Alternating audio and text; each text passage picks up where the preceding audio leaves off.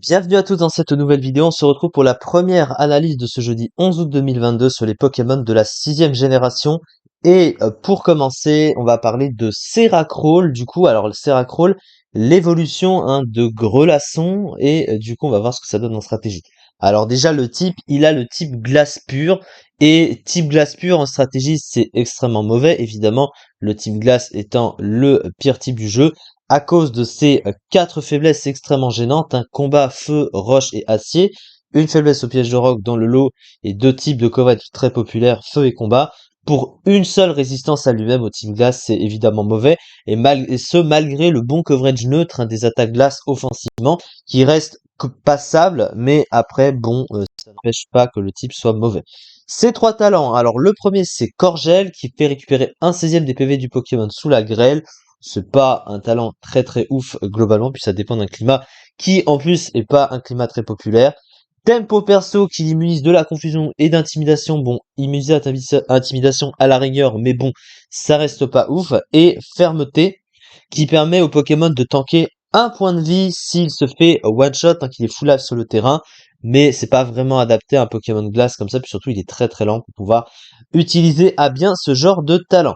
Ses statistiques, ce qu'on remarque tout de suite, c'est sa grosse défense de 184, donc il a un énorme bulk physique avec ses 95 en PV derrière, mais à côté, il a une défense spéciale nulle de 46, une vitesse encore plus nulle de 28, donc il est extrêmement lent, ce qui pour un Team Glass est évidemment très mauvais, une attaque spéciale de 44 évidemment inutilisable, alors il a quand même une attaque correcte de 117, donc ça, il va pas s'en plaindre.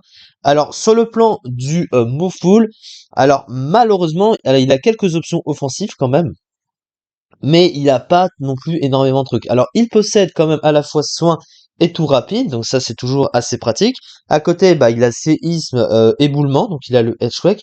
Par contre, il ne possède pas de bon stab glace, il ne possède que Crogivre, Icicle Spear, il a pas chute glace, et en plus il a pas de priorité stabée, il n'a pas éclat glace ce Pokémon, ce qui est assez étrange, alors qu'il aurait tout à fait pu l'avoir vu la morphologie et le type du Pokémon, mais du coup il n'a pas au moins sa priorité stabée pour pallier à sa vitesse vraiment horrible qu'on peut voir.